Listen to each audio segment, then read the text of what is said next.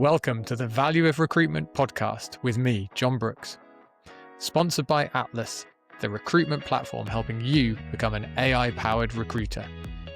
This week, I'm joined by the wonderful David Wolstenholme, founder of Brand Me Better, an all-round guru when it comes to personal branding in recruitment.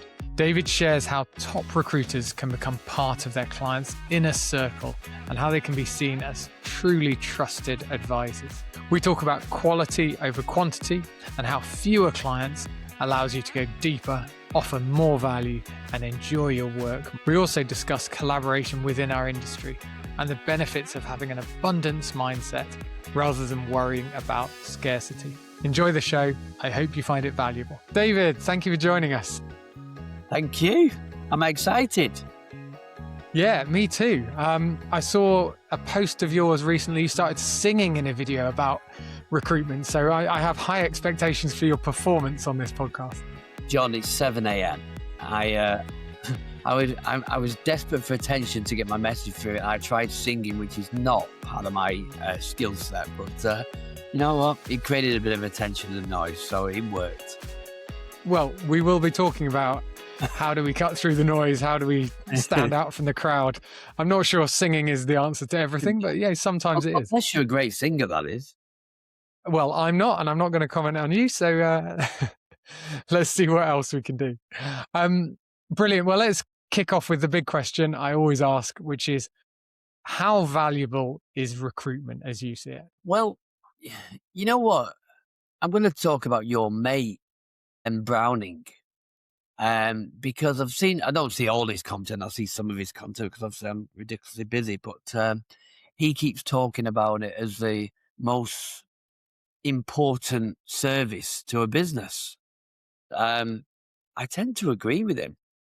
Yeah. I think there's an education point on companies actually understanding that and not just saying it. We know a lot say it, but don't mean it. And I think we've also got to realize as recruiters, as an industry, and I think a lot do, but a lot don't for different reasons, maybe because of the stigma attached with the industry. But you know what? People power businesses. And so the better the people, the better the performance, better the culture, everybody wins. So it is the most important service out there. And I'm the biggest cheerleader for recruiters and recruitment as well. But I think that there's a lot that kind of get it wrong. And that might be because of perceptions of the industry. It might be because of their lack of confidence and knowledge of their own value. But yeah, God, recruitment's amazing. I love it. Agreed. And yeah, I think I'm with you on this. It's so important. It is amazing. I think we've both seen it done really well. And I think everyone listening to this podcast will be able to think of several recruiters where they've just been like, guys, sit next to them for a half an hour and you're like, wow, you are incredible. But yeah, the perception more widely isn't of those great people always. It's there are complaints and yeah, people don't see the value. So let's see. There's a reminder, why is it such a ridiculously big industry? Why does it generate billions and billions and billions of dollars? Because it's important, and so, if I can get one message out of this podcast today, hopefully a little bit more than that, but the one is, wake up in the morning and believe that you're making a difference and you're making a big difference to a company, a hiring manager, or a candidate's life. And so, that's a pretty special place to be in and being paid handsomely as well if you're doing it well. Yeah. Yes. I mean, it is a life-changing industry to be in, isn't it? Yeah. It's interesting because I work with some amazing recruiters. I sometimes ask that question, do your clients know exactly the kind of money that you earn? Because, some of them, recruit CEOs and boards and senior managers. And I don't think they have an understanding they actually earn more money than some of those executives that they're placing. And so, it's big stuff. It's big stuff. That's an interesting take. We'll talk more about perception of the industry later, but we all know that lawyers, who would probably argue they're the most important service to a business, and I think we'd argue they're not. But we know that lawyers get paid an absolute fortune. but the best recruiters are probably matching good to high-end lawyers. I wonder what's your take if we did go to our clients and say, look, I'm a good recruiter, this is how much I got paid. What do you think the reaction would be of our clients? That's a really good question. No one's ever asked that. Well, I think the other thing, first of all, that the people that I generally work with, they're quite humble people. They don't want to share that information anyway. So that's the first Yeah, thing. I think the second thing is, can I use an example of that? go for it. So I was interviewing some of my clients recently, and these are all big execs in the insurance space. You know, they're earning 7-figure salaries and beyond. Big money. Multiple interviewees or stakeholders that I spoke with all said about this recruiter, he's in my inner camp. I think I might have even wrote a post about this. And I listened to that a little bit more and I asked more questions around it. And basically what they're saying was, even though they're, unbelievably successful executives, they have a handful of trusted advisors that they lean on. And my client is one of those people. He's in their camp because they want to know about their career. They want to know about the market. They want to know about development. They want to know about succession planning. They want to share ideas about what they're trying to do with their business. I mean, if he then told them that, I'm billing 7 figures, I'm making 7 figures a year as well, I don't think they would think anything different. I would suspect he probably even tells them that because he has that kind of relationship with them if they do talk commercials. Yeah. And it's such a lovely, what I like to do on this podcast is show what's possible and what people are doing. And that's a lovely example. We often think about, in recruitment, lots of business owners have NEDs and coaches. And, I guess we all have our own inner circle or inner camp. But a recruiter can be that to a top executive. Absolutely. And, find out how you change their life. I think the great recruiters as well, they become career journey recruiters for executives and senior people in business. And so, I mean, that in itself, if you're working with someone for 20, 30 years even, and you've seen them go from, a junior financial accountant to then CFO in that time. I mean, what a journey.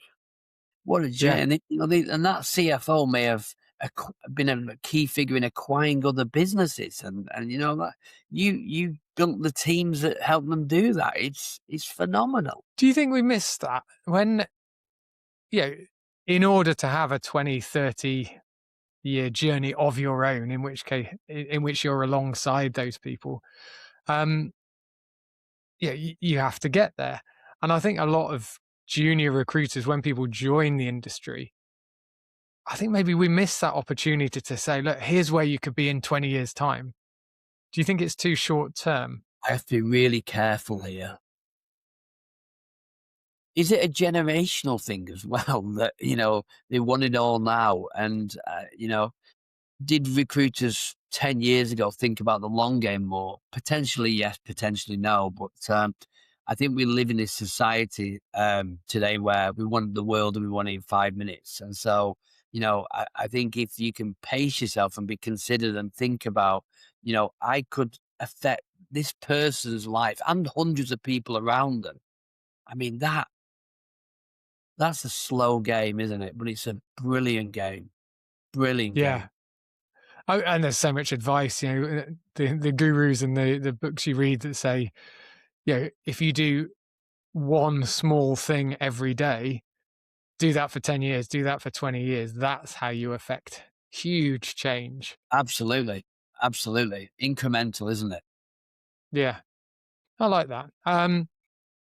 For what it's worth, I don't think it's a generational thing. I think there were plenty of people, probably me included, when I was starting out, just saying, great, what can I do today? What can I achieve tomorrow? Kind of thing. Maybe I'm being a little bit judgmental. Maybe I'm getting old and cynical in my time. Yeah. Well, we've earned the opportunity to do that. Anyway, one thing I love, probably my favorite thing, I love everything you do, but My favorite thing, I think Stop flirting with me, John. the thing that makes you stand out from so many other advisors is the emphasis you put on interviewing recruiters' clients. So you gave us an example a minute ago, but you call them up, you say, "Great, can I have some time with you? Tell me about this recruiter. Why are they valuable?" And that gives us such rich information that I think most recruiters don't have. A recruiter will have sales conversations with their clients. They will then have delivery conversations with their clients. They may have a wrap up when they made a placement. They may take their client out for a lunch or a beer after, but they're not getting that incredible clarity on why does this person value me. Um, it's an open question, I guess, but what are the nuggets that you get? What are the most important things you hear when you talk to our clients? Good question. Well, the first thing is I don't do that with every client I work with because there's more investment in that, but the return on Yeah. investment is phenomenal done when it's done well and it's executed on. But I'll put it back to you. Well, how often can a recruiter actually articulate their proposition to the market and the value they bring? Yeah. And that's a problem I help people with, right? What my take on it is often, great experienced recruiters do know their value, or they've got so many data points and so much information and experience that in their hearts they know it, but can they articulate it, which was your question? No, it's really hard to get that across. It's really hard to put that into words. And you said a few minutes ago, great recruiters are often humble. So again, it's hard to say, even to me or you, for a recruiter to say, "Oh yeah, no, I'm really pretty good here. I'm the best in my industry," or "Here's where I really knocked it out of the park." So that's my answer. Yeah, and I was probably just teasing you a little bit because I was saying that, even great recruiters can't articulate that. So why not let the people that love you and that you give the most value to articulate it for you? Yeah, it's, it's a no-brainer, really, isn't it? yeah, it makes sense. And one of the things that we have such a big industry. You've talked about it in other respects, but there are so many recruiters out there. One of the things I'm always looking for is, hang on, how do we stand out? How do we get our message across in such a noisy environment? And obviously, with automated communications now, it's just getting noisier and noisier by the second. So, when you're interviewing clients of recruiters, what do they see? How do they see someone standing out? How do they see points of difference? Well, the thing is that I'm being sheepish here, but the people that I work with are so good at what they do anyway. So they already stand out and they already deliver an amazing service. So most of the time I'm talking to customer. I'm not talking to a recruiter who's been doing it for 6 months. I'm doing it to someone who's been doing it 10, 15, 20 years, and they might have been supporting that client for a lot of that time as well. So they don't struggle to actually articulate to me why they stand out. I might need to coach them and ask better questions and different questions based around that. But ultimately, I will get the information from what I want from them because they just know these people so well. Yeah, yeah. One of the interesting things I see from a pricing perspective is actually, the great recruiters who've been in it a long time often aren't pricing their services, this incredibly valuable service we offer, at a higher level than someone who's maybe been in the industry for 6 months or for two Would you like years an versus example of 20. that? Go for it. Okay, so working with a recruiter in Australia, I've been working with for 18 months now. Often I interview my clients with every 12 months, and often different customers as well. They could be newer customers because it's good to get a mix of insights. She works in the not-for-profit world, but she does executive recruitment. And it's interesting because she struggles with a little bit with her value and what she should charge. You'll love this job. Anyway, she'd mentioned this to me. I thought, you know what? I'll ask some of the executives and the board members that I talk to what they think. Because often with not-for-profit, you think that they've got no money, but they do have money, particularly the big ones. They just don't, give profit back to shareholders. They put it back into the organization. And I'll tell you what, she charges 15%. She's a very small, tiny business owner, and she makes a lot of money, and that works well for her. And I said to this chairman, I said, well, what do you think about that? And she does all retained. And he said, David, he said, if I was going to go to Hayes and use a contingent recruiter to fill an admin role, to get someone on their books, they'd be charging me that anyway. She's an expert in her field, Why would she be charging the same amount of money as a contingent recruiter from Hayes when she's providing executives that change the whole landscape of our organization? And, all right, so I got that information. Maybe she knew that deep down, but to get that reaffirmed by a chairperson of a not-for-profit to say, listen, hey, you're undercharging here. She started to think differently about what she should be charging and being prepared to walk away from business that don't see that value. Yeah, absolutely. Well, and walking away is such an important part of it.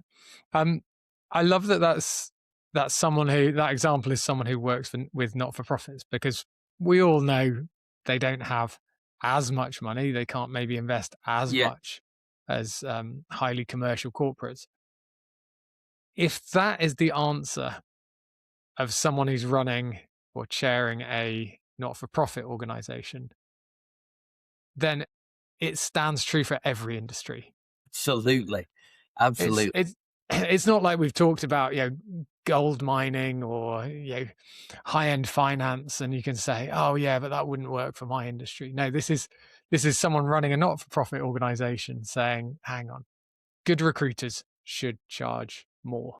And I think she had a particular example. Oh, she's not listening to this podcast, but I'm giving out too much detail. But, recently she went for a search, and she works in a very specific area of Australia, which is like a epicenter for government and executive leaders.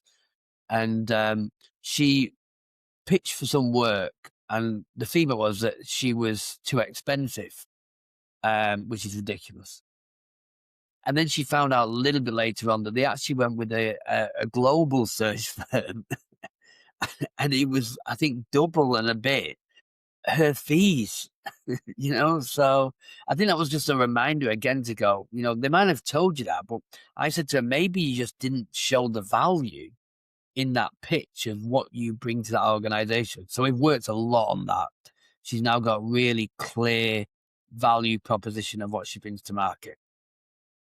Yeah, and it's hard, isn't it? On the one hand, especially when you've been in the business a long time, you can say, well, my reputation speaks for me. If you're getting referrals, that's great.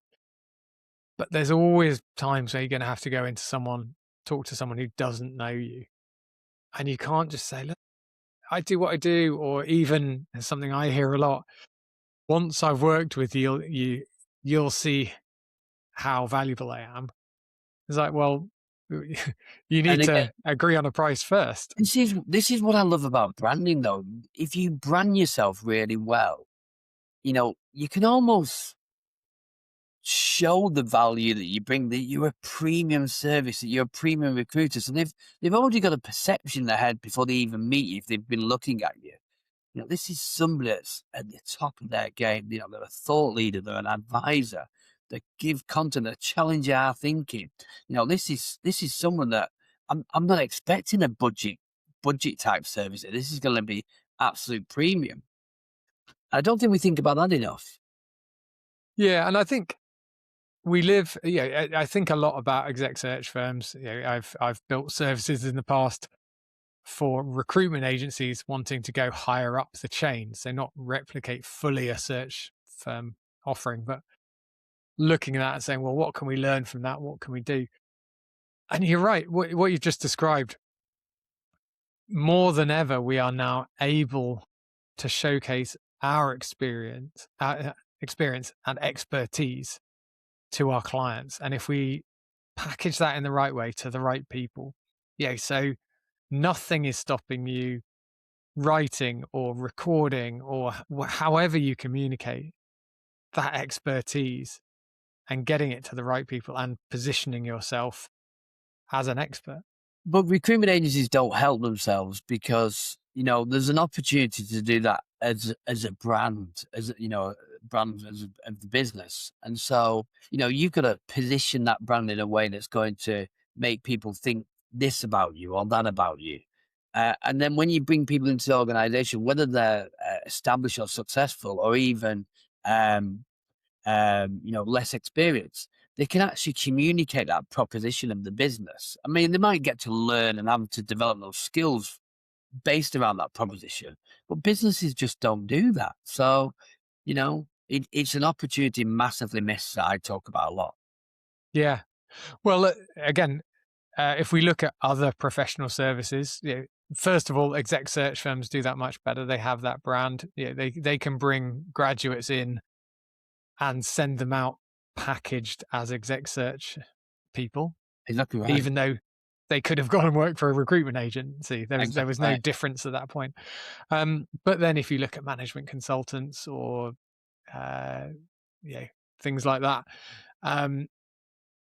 the 22-year-olds joining a management consultancy firm are not bringing in huge amounts of expertise and information.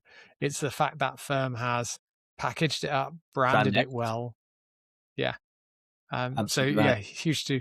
Well, with that in mind, what's one step that you would want recruitment agencies to do? What should they do differently? As specific as you can. Get their head get their head around brand strategy, because brand strategy goes way beyond marketing. It's the whole ethos of your business, and it's a process and it's a journey. And right now, a lot of them don't actually understand it, and then they've got to consider how they do this, regardless of where they are on their business journey, and bring in the right people or experts, whether that be external people or internal people, to start moving in a strategic way for their brand. Yeah. And I think, I mean, you being humble wouldn't say this, but I would say bring in an external person. And you're not the only branding expert. It doesn't have to be you, but you are one of the good ones. But the idea that a recruitment agency has a full-time brand strategist that's very expensive. You need to get the right person. They're probably going to be underutilized. Whereas you bring in fractional people, or you bring in coaches, or you bring in people to do specific projects to build that brand. Again, there's a huge opportunity there to do that without breaking the bank, without having to recruit Well, someone. not to scare or excite, maybe to scare and excite people. I'm now working with businesses where I'm helping them with their brand strategy, where they're one person, and but they believe in growing this brand in a strategic way that's going to have real impact. And they're investing in that, and it's not cheap, as you know. It's a whack of money, and that's before you do any of the execution, the digital work around that, and the assets. It's a big investment, but I think talk about this a lot on podcasts. I've been banging the drum about personal branding for about 13 years. I've had my business for 9 years, so I was doing that way, way before then. Now it's become a must, not a should or a maybe. I do believe that brand strategy is such a competitive market where everybody's opened up more and more of their own agencies. It will become the norm. I don't know how long that will become the norm, but I think it will become the norm. There's my forecast. Nostradamus. I like that. All right, we'll come back in. What was it? 13 years. Exactly. If Another I'm still 13 years. Likewise. Um, no, I like that, and it's interesting. I'd agree with that because sales, kind of pure traditional recruitment sales, I think is getting harder and more expensive and requires more investment. And that doesn't mean it's not something you don't do anymore. You have to keep doing it. But it used to, the classic cliche about, oh, well, just give me a phone and a phone book. And I'll run a recruitment business from it. That's no longer the case. You now have to invest in it. In the same way you have to invest in brand and everything else. So before you could just do pure sales and probably, if you were good at it, run a good agency. Now it's not that simple. So you have to think more holistically, which is a huge shift in our industry. It is, but I also like to, I mean, I'm probably the only personal branding supplier in the world that is so passionate about cold calling as well. And I think, I see it so rarely done well. And when I left recruitment, I ended up becoming head of business development for a business strategy and marketing consultancy. It was like an integrated one. And I used to field the calls from recruiters. And I remember in 5 years of working there, I only remember one recruiter making me sit back because I had to be protective of the founder, who's an amazing strategist. She just wouldn't field calls, so you had to get through me. And that doesn't mean I'm a bad gatekeeper. I was a good gatekeeper and a caring gatekeeper. But I think the only call was one where somebody gave me insights, and I just took a step back and thought, do you know what? That was impressive. That was 5 years of being in that business. It's a long time ago now. But, Yeah. I'm still a huge advocate, whether you want to call it cold calling or warm calling. Done well, it's a brilliant tool in your armor. Yeah. Yes, And mobile numbers are hard to get over. Yes, people are hard to get over. Yes, the success rate is probably not what it was. But I know you can still, I mean, I own a business. My mobile phone number is on my LinkedIn profile. I probably need services from time to time. I never get calls. I never ever get calls. I tell you what, the only sales calls I get are asking me if I'd like to change my phone contract. So obviously they've made the connection that I have a phone and I need a phone contract. Well, yeah, But I I need mean, so many other things as well. I interviewed an internal recruiter for an article I think it was about a year ago now. And he said and he's an ex-agency recruiter who loves recruitment and loves recruiters. And he said 3 in every 100 approaches that he gets from a recruiter is a call. 3 in every 100. I mean that. And he said to me, I've given business out to people that have cold called me in the last 12 months. Yeah. And I think a lot about how do you stand out? How do you cut through the noise? Ironically, that's now how you stand out. Cold calling, the noise isn't there. The noise isn't there, but we also know we've got agencies where, because I'm a weirdo, I used to love cold calling, absolutely love it. I'm not suggesting I'm the world's best, but I was very, very confident. I'd ask good questions and I'd get through people. And I used to sell to CEOs as well. So I know that even CEOs you're able to get hold of them. Yeah. Sorry, I've lost my train of thought. I just think that, with agencies, the way they've been set up, it's like bang the phones. But the relative is, well-researched calls, ready to give insight, ready to ask big questions, ready to share ideas or solve problems in a short space of time. Because ultimately, when you're making a cold call, you want to organize another time to speak or a meeting. You're not going to get 20 minutes to chat to them, especially very busy people. So you've got to hit them hard. You've got to hit them smartly. And so, I don't think we're being trained enough on how to do that. So yeah, again, it's a great skill set to have. Yeah. It's interesting the way you say that. I think occasionally, mistakenly, I would go into my spam folder and I get more emails from recruiters in my spam folder than anywhere else. People are still trying to get me jobs all the time. I've got a global business, but they're still trying to get me jobs. I'm like, thank you, appreciate that. Oh, most are trying to recruit for me. They're trying to recruit an accountant for me. Yeah. But this is the problem. Like, what you just said there. whether it's cold calling with that expert advice and smart questions, or whether you do it on cold email, that is the key, is you've got to come across with expertise. Interestingly, as you push personal branding so much, I actually think recruiters got pretty good at that. I think that message has got through on LinkedIn. LinkedIn posts can't be, can I have a job? LinkedIn posts have to be, oh, I've seen this in the industry. I'm offering value. I'm offering insight, or I'm asking a challenging question. But somehow that good approach hasn't then been taken to a cold call, or hasn't been taken to a cold email. And yet the same concept applies. Well, this is the problem with AI as well, John. People are not using their brains; they're using AI for their brains. And so, when they actually get on calls, have they got the ability and the skills to not be AI focused and actually ask really good questions and give insights that are going to be pertinent to that particular individual, not some general stuff that AI's splashing out for you. Yeah.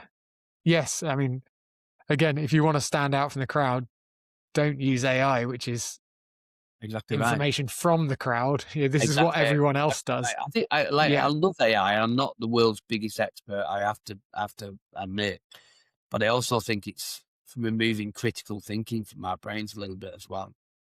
Yeah. So let's go for another big question. How can you love it? How can we make recruitment more valuable to our clients? God. I'm gonna fill the silence and let you think about it. Yeah. Let me think about that. So I think the thing is that I think less clients and go deeper. I don't necessarily mean like enterprise type solutions, but I just think that you know having more stakeholders in a business, being able to offer solutions and services that they need, being able to refer people that can help them that might not be necessarily recruitment type services. I think, yeah, I think going deeper into clients' worlds. And I never did retain recruitment, so It's not fair for me to bang the retain drum, but I think that is a solution or a service that brings credibility and empowers recruiters to do their best work. Does it always need to be retained? I don't think so. But I do think as an industry, if we do more retained recruitment, it raises the quality of our service. It allows us to spend more time and invest in marketing, add-on research, other services as well. And, we're not fighting against each other as much as recruiters. There's enough work out there. Everyone is talking about AI-powered recruiters, but what does that actually look like? With Atlas as your CRM, it means every interaction with your candidate is automatically captured and searchable. If they mention their salary in an email, it's instantly recorded without you having to write anything. And behind the scenes, Atlas discovers every company that a candidate has worked for, the industries those companies operate in, as well as things like company size and description. All this means you can do your job much faster and add more value to your clients. To learn more about Atlas, go to recruitwithatlas.com. I love your take on that. Yeah, do less, have fewer clients is the way to be better at what we do and be more valued. We're all competing. We're all trying to work the same role, which means we're working so many roles. We're on the hamster wheel, constantly trying to fill the role. I mean, I saw a recruiter the other day, and post came up, I've got 23 roles on. And I'm thinking, and it was permanent as well. I was like thinking, that just sounds stressful. Yeah. Sorry, go on. Carry on, John. Apologies. No. I tell you what, I worked with someone in an agency, and then they spun out. They went off on their own, and did their own agency. So I called him up. I said, "Oh yeah, how's it going? It's been, I think it was 3 months in." And he said, "Oh, it's good. It's hard to get started, but it's all right. Got 3 roles on." I was like, "Oh, that's," in my head. I just thought, "Oh, that's not a huge amount of roles." And he said, yeah. From what I've used everything you told me about, valuing myself, how I price, how I value prop, etc. And he's like, yeah, I've retained them all, and they're all whatever they were, £20,000 fees. And suddenly it's like, oh no, in your first 6 months, you've got a guaranteed, well, whatever the initial retainer was, Yeah, and yeah. you're almost certainly going to fill that role. You're going to give them huge amounts of focus and go deeper with them. So you've got the revenue, you're building huge relationships, you're delivering really high quality. So he'd started off incredibly well, but I'd fallen into that trap of more is better. I was Yeah. thinking, oh, it's a shame you don't have 10. And I think the other thing is as well, you're mitigating risk if you think like that as well. I mean, I've talked about this in a webinar this week. I've been doing a lot of webinars and podcasts. But it was around that, you know, even great recruiters might have a relationship with one person in that business, one key stakeholder. If they get sick, they get sacked, they suddenly leave and don't tell them because they want to keep it really private. You know, you are seriously exposed. Yeah. And if you've got no relationship with their boss, you ain't getting their you're not getting their replacement. You know, you're not going to be asked a tap on the shoulder. That CEO or executive or senior manager, they've got their relationships as well. So, you know, it's just opportunities missed everywhere.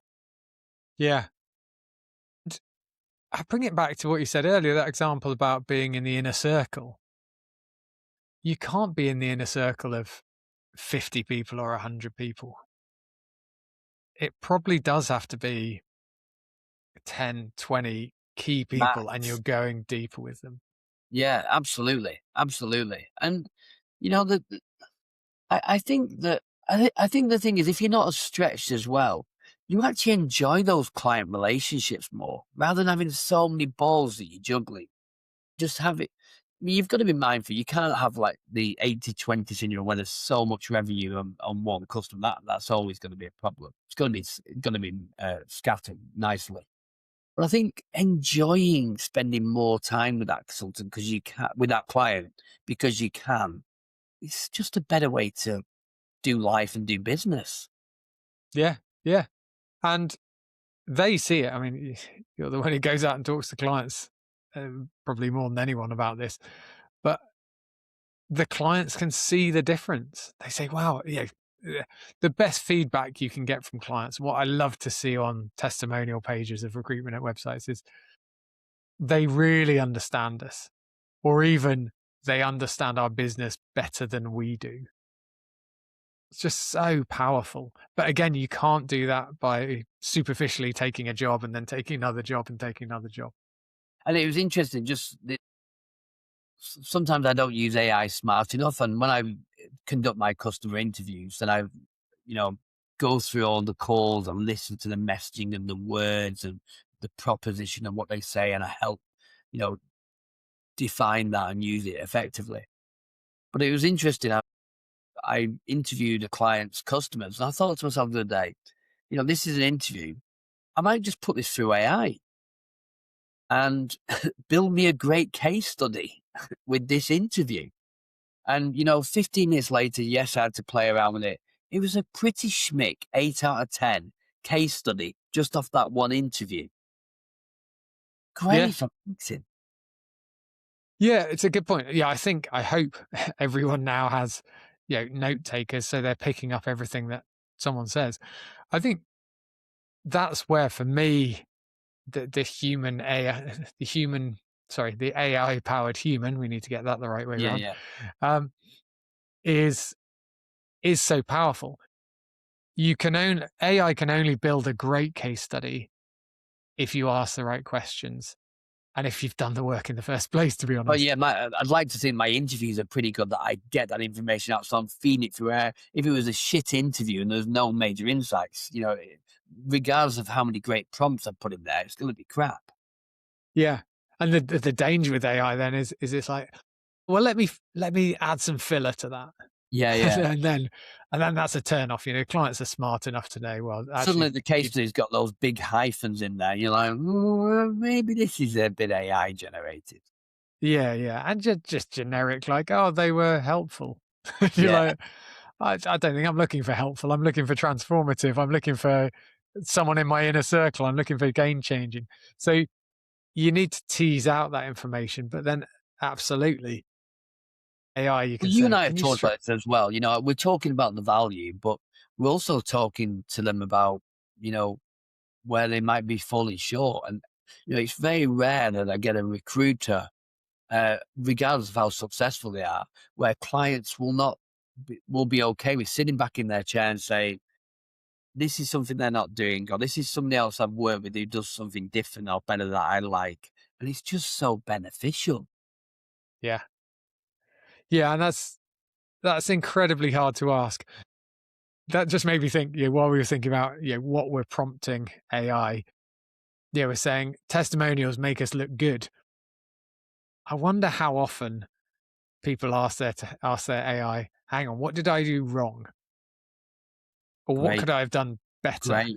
And my guess is 80-90% of the questions to AI are the positive. Like, oh, how can we improve this? How can we, not the, hang on, let me reflect on this. Hold the mirror up to myself. Having said that, I'm not sure if I'm bold enough to do it to myself. That's it. Maybe I'll It's a good I'll idea. I chuck like this interview, I'll chuck this podcast in after and say, what should I have asked? How could we have made this better? it's a great idea. I love it, John. Nice. Question the Um, questions. well, exactly. Yeah, you can go deeper and deeper and deeper, can't you? To wrap up, what else? I know you're such a thought leader in recruitment. I don't mean that in a derogatory way. Give us one final thought about the industry and what we can do better and how we can be, again, as I say, more valued and enjoy recruitment more. I can't talk too openly about the world, but I think collaboration. I think it really shifted during COVID, and the old school recruiter that just kept their hated their competitors, kept things close to their chest. I just think there's opportunity for agencies to collaborate more as long as you share similar values and you've got, the right intentions. There's always going to be times where you are not going to have potentially the candidates they need, or you might be going on holiday, you can't service that client, you're a one person company. I think just there's opportunity to collaborate more. Um, and if you find the right people that have the right values as you, then it can work well for people. I think it has shifted. It's shifted a lot, but I want it to be more of an open shift to the industry as a Yeah, whole. I love that. I definitely saw that in COVID. So I set up my business just before COVID.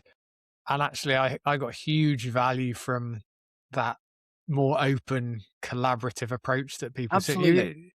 We really were a supportive industry. And, I wasn't running a business before that, but I'd been in the industry and I hadn't seen that happen prior to COVID.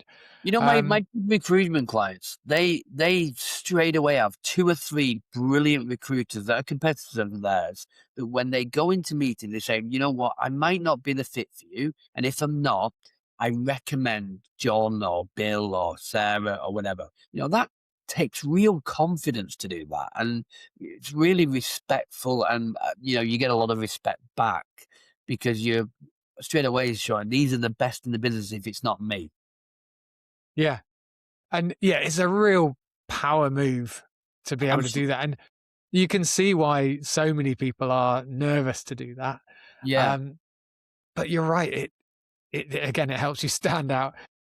It shows that confidence. And of course, you put yourself in that circle. You say, well, these are the best people in the industry alongside me. Yeah, You wouldn't absolutely. you wouldn't say that if you were a half rate recruiter.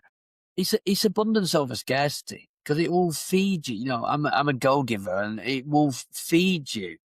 Uh, it will come back to you. It always does. And that comes back to our early conversation about playing the long game. You know, you just Yeah. don't know how those opportunities will present themselves, but they will. And it might take a year, it might take 5 years, but you just don't know how it'll come back to reward you. Yeah. Just a final point on the collaboration. I mean, even within, quite tight niches, I'm thinking of some of the clients, some of the recruitment agency I've worked with, and on a surface level, you think, oh well, they're both recruiters in this sector. Why would they ever talk to each other? But you go deeper and deeper and deeper. There are so many differences. One example I'm thinking of, their competitor was really good with HR and talent acquisition. That was a real kind of positive. So they really kind of connected with that audience, and that was the kind of service they did. It was very TA friendly service. Another agency was much more commercial, really favored by the sales directors and the commercial directors saying, yeah, great, we need these people. So again, it's horses for courses. There is an abundance of clients out there. So rather than trying to be all things to all people, which never works, actually this, again, confidence to say, look, this is where I'm great and this is where other people are great, even quite close It to me. just brings you even closer into that inner camp, doesn't it? Yeah. Yeah. Well, I love that. I think that is the theme of this podcast. And I think everyone listening will have taken inspiration of ways to become part of the inner circle. And that's absolutely. a really nice kind of long game you can play and say, well, hang on, what does success look like? Actually, if I've got a few great clients where I'm in their trusted inner circle, that is an incredible place to be. And find out what that impact has been for them, having you in their inner circle, and communicate it, build your messaging around it, market it. It's powerful. Yeah. Shout about it. Absolutely. Brilliant. David, a pleasure as always to chat. Loads of insight. Far too long. I apologize profusely. And it's brilliant. And thank you again for sharing all of this with so many people. My pleasure. Thanks again to David for sharing his insights. 3 things stood out for me. First, the picture David paints of recruiters being elevated to their clients' inner circle and the huge value that creates for both sides. Second, his advice on playing the long game in recruitment and how that helps build your brand.